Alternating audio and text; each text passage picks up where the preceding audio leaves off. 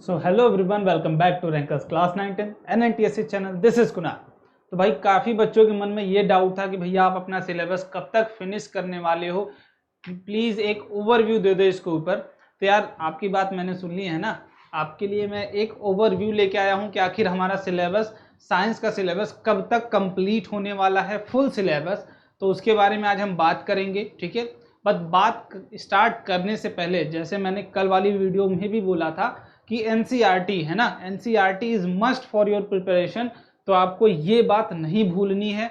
हर बार मैं एक ही बात बोलने वाला हूं कि भाई NCERT मत छोड़ना। आप किसी भी सब्जेक्ट की बात कर रहे हो, हर सब्जेक्ट के लिए NCERT आपके लिए कंपलसरी है। सो मेक श्योर कि आप, मैं जो भी चीज़ें यहाँ बता रहा हूँ, अभी तक आपने जो भी चीज़ें पढ़ रखी हैं या फिर नहीं पढ़ी हैं, उन चीज़ों के लिए भी आप प्लीज़ NCERT फॉलो करो। उसके बाद ही इस रूटीन को फॉलो करना जो मेरे साथ मैं आपको पढ़ाने वाला हूँ या फिर बताने वाला हूँ, जो भी चीज़ें, ठीक है। बट स्टार्ट करने से पहले मैं ये बता देता हूँ भाई, NTSC तो अपना टारगेट है, बट NTSC में स्कोर कितना अपना टारगेट होना चाहिए वो हमने पहले से ही डिसाइड करके रखा है, विच इज़ 40 आउट ऑफ 40। तो सारे बच्चों का एक टारगेट हमेशा होना चाहिए। आप किसी भी सब्जेक्ट की बात कर रहे हो या फिर ओवरऑल की बात कर रहे हो, तो आपका टारगेट फिक्स होना चाहिए कि आप कितना स्कोर करना चाहते हो। अगर आप 40 स्कोर करना चाहते हो आउट ऑफ 40, तो आपके माइंडसेट उस हिसाब से प्रिपेयर होता है कि मुझे इतना स्कोर करना है वाइल सॉल्विंग द क्वेश्चन, है ना। जब आप क्वेश्चन सॉल्व करते हो तो आपका माइंडसेट उस अकॉर्डिंग अपने आप को प्रिपेयर करता है कि आपको उस तरीके से क्वेश्चन सॉल्व करना है, स्पीड बढ़ा के करना है या फिर लो स्पीड में करना है। जैसा टारगेट होगा उस हिसाब से आपकी स्पीड होगी। तो टारगेट हमारा क्या है, भूलना मत, 40 आउट ऑफ 40। उसको ध्यान में रखते हुए चीज़ें पढ़ते जाएंगे और करते जाएंगे, ठीक है। तो पहले एक बार सिलेबस पे ओवरव्यू डाल लेते हैं अपने कि सिलेबस क्या क्या है अपना। फिजिक्स का सिलेबस क्या है भाई, मोशन पढ़ना था अपन को, फोर्सेज एंड LLM पढ़ना था, वर्क पावर एंड एनर्जी पढ़ना था, ग्रेविटेशन पढ़ना था और साउंड पढ़ना था, है ना। तो उसमें से हमने काफ़ी सारी चीज़ें कर रखी हैं पहले से ही, जिनमें मोशन हमने कर लिया है, फोर्सेज एंड LLM हमने कर लिया है, work power and energy already हमने पढ़ लिया है और ग्रेविटेशन भी कर लिया है, साउंड भी कर लिया है। 5 टॉपिक्स अब तक हमने कर लिया है ना। 5 टॉपिक्स आपके क्या हैं, कंप्लीट हैं, किसमें, फिजिक्स वाले सिलेबस में। बचे हुए टॉपिक्स आपके 4 बचे हुए हैं, light, current, electricity, magnetic effect of current and measurement. ये छोटा सा टॉपिक है, इसको अभी आप जस्ट एक कुछ बातें इसमें छूटी हुई हैं, है ना। वैसे इसी में मैंने इंक्लूड कर दिया था मोस्टली, बट छोटी मोटी बातें अगर छूटी हुई हैं तो वो भी हमें करनी है, बिकॉज टारगेट अगर 40 है आउट ऑफ 40, तो सिंगल चीज भी नहीं छूटनी चाहिए हमारी पूरे सिलेबस में से, है ना। अगर टारगेट बड़ा है तो भाई एरिया भी बड़ा होना चाहिए नॉलेज का, है ना। चलो, तो इसके बाद अब आपकी बात आती है केमिस्ट्री में। तो केमिस्ट्री में भी आपके पूरे टॉपिक्स अभी रिमेनिंग है, कुछ भी मैंने नहीं कराया, बट टॉपिक्स हमें पढ़ने कौन कौन से हैं, ये सारे टॉपिक्स हमें केमिस्ट्री के लिए पढ़ने हैं। अब बात करते हैं बायो में।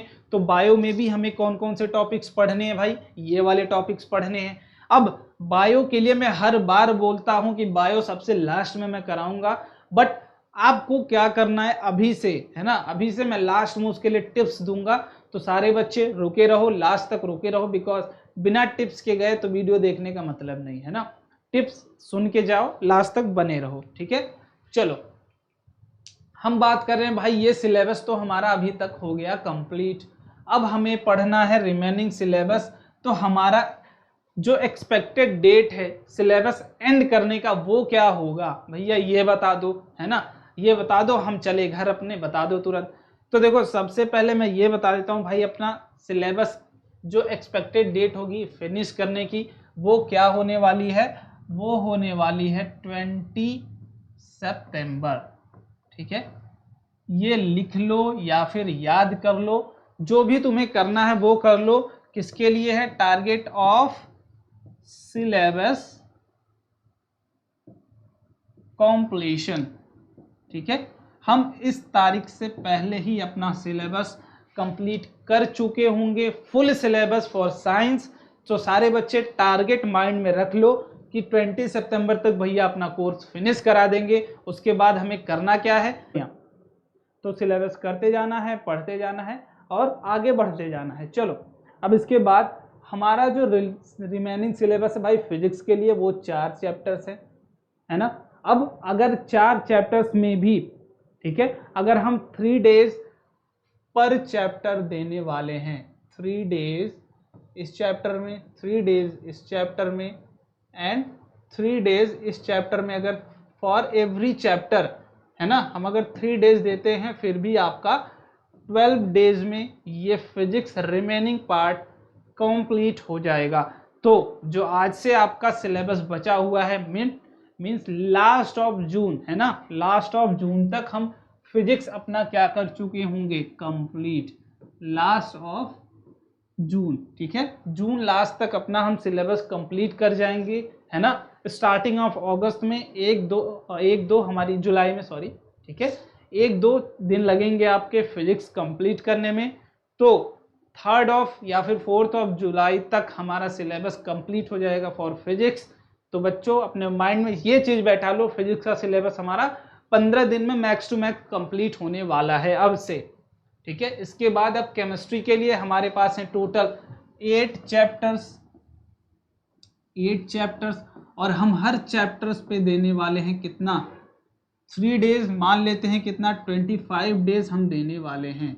इट मीन्स आपका जो जुलाई मंथ है, जुलाई मंथ ये किसके लिए डेडिकेटेड होगा, टोटली डेडिकेटेड होने वाला है फॉर केमिस्ट्री। तो सारे बच्चे ये माइंड में लगा लो अपने कि जुलाई में केमिस्ट्री चलने वाली है, सिर्फ from starting to last July chemistry पढ़ने वाले हैं। पूरे मंथ में हम केमिस्ट्री को कंप्लीट करने की पूरी कोशिश करने वाले हैं, ठीक है। तो 25 दिन में आपका केमिस्ट्री का कोर्स खत्म हो जाएगा, ठीक है। पर डे पर चैप्टर हम अगर 3 डेज भी देते हैं फिर भी हमारा सिलेबस आसानी से कंप्लीट हो जाएगा। अब किस टॉपिक पे कितना देना है वो मैं जब सिलेबस कंप्लीट कराऊंगा तो वो वहाँ पे मैं डिसाइड कर दूंगा। आप उसके लिए रिलैक्स रहना कि आपको ये नहीं फील होगा कि भैया आप इस टॉपिक पे ज़्यादा टाइम दे रहे हो या फिर इस टॉपिक पे आप कम टाइम दे रहे हो, इसकी चिंता आपको नहीं करनी है, बिकॉज वो सारी चीज़ें मैं जब सिलेबस बनाऊंगा तो वो सारी चीज़ें मैं मेंशन करते चलूंगा, ठीक है। चलो अब बायो की बात करते हैं। तो बायो में टोटल आपके हैं 9 चैप्टर्स, ठीक है, 9 चैप्टर्स। अब बायो के लिए देखो, बायो में ऐसा नहीं कि आपको रिएक्शंस याद करनी है, रिएक्शंस एक्सप्लेन करनी है या फिर आपको कोई फिजिक्स की तरह कॉन्सेप्ट समझाने, तो इसमें उससे तो कम टाइम लगने वाला है ना। केमिस्ट्री और फिजिक्स से कम टाइम लगने वाला है पर चैप्टर के लिए। तो मैंने हर चैप्टर के लिए आपके कितने डे अलॉट किए हैं, 2 डेज अलॉट करके रखा है हमने सिलेबस में, ठीक है, कि पर चैप्टर हम अगर 2 डेज लेते हैं फिर भी आपका 20 डेज में मैं हर टॉपिक के लिए मैक्स टू मैक्स डे मान के चल रहा हूँ। 20 डेज में आपका क्या करने वाला हूँ, सिलेबस कंप्लीट। इट मींस सितंबर के स्टार्टिंग में हम बायोलॉजी कर रहे होंगे। मैं डेली बार बार एक ही बात कहते आया हूँ स्टार्टिंग से कि बायो के लिए मुझे क्या करना चाहिए, अभी से भैया ये बता दीजिए, क्योंकि बायो आप लास्ट में कराओगे, मे भी मुझे जल्दी जल्दी में पढ़ना पड़े, बैकलॉग्स भी मेरे काफ़ी ज़्यादा हो जाएंगे तब तक। तो उसके लिए एक टिप्स भाई समझ लो, सारे बच्चे अभी से याद कर लो, उसको फॉलो करना स्टार्ट कर दो कि बायो कैसे पढ़नी है आपको, इसके बारे में सारे बच्चे अभी से स्टार्ट कर दें, है ना। अब कैसे पढ़नी है इसकी बात कर लेते हैं। तो पिक एनसीईआरटी, ठीक है, मैंने कल भी बोला था, आज भी बोलूंगा, जब भी मुझसे तुम पूछोगे एक ही बात बोलूंगा कि एनसीईआरटी उठाओ, उसके बाद क्या करो, एनसीईआरटी उठाओ भाई, ठीक है, सिंपली, एंड रीडिंग स्टार्ट करो, line by line reading start करो। अगर सोचोगे तो सोचते रह जाओगे, उससे बेटर है कि जस्ट स्टार्ट इट, है ना। रीडिंग स्टार्ट करो लाइन बाय लाइन, और क्या करो, make a short notes, because आपके ही नोट्स आपको हेल्प करते हैं आपके एग्जाम में। आप किसी दूसरे के नोट्स पढ़ के वो अंडरस्टैंडिंग नहीं आने वाली है आपके अंदर अगर आप खुद के नोट्स पढ़ते हो। मैं हमेशा बोलता हूं कि अगर आप मेरे लेक्चर फॉलो कर रहे हो, लेक्चर को देख रहे हो, तो लेक्चर के शॉर्ट नोट्स जरूर बनाते जाओ इन योर लैंग्वेज। आप जिस लैंग्वेज को जानते हो, जिस लैंग्वेज में आप कंफर्टेबल हो, उस लैंग्वेज में अपनी नोट्स बनाते जाओ। जो चीज़ें हैं हिंदी में लिखना है हिंदी में लिखो, तमिल में लिखना है तमिल में लिखो, जो लैंग्वेज तुम्हें आती है उस लैंग्वेज में अपनी शॉर्ट नोट्स को प्रिपेयर करो। इंपॉर्टेंट पॉइंट्स को हाईलाइट करो, हाईलाइटर का यूज करो, जितने भी तुम पेन ले सकते हो टाइप के अपनी कॉपी को सजाने के लिए उतना यूज करो, बिकॉज वो जितना तुम उसे सजाओगे उतना नॉलेज वो तुम्हें देगी। मैं बार बार एक ही चीज बोलता हूँ, है ना, तो वो चीजें गलत नहीं बोलता हूँ, उसको रिमेंबर रखो। और जाते जाते मैं लास्ट बोल देता हूँ भाई कि आप 20 सितंबर टारगेट याद कर लो कि 20 सितंबर तक हमारा फुल कोर्स कंप्लीट होने वाला है। ठीक है, तो टारगेट को सेट करो माइंड में, पढ़ाई करते रहो। उसके बाद हम क्या करने वाले हैं, रिवीजन। तो बस जम के पढ़ाई करते रहो, अपना ख्याल रखो और सेफ रहो। Bye bye everyone.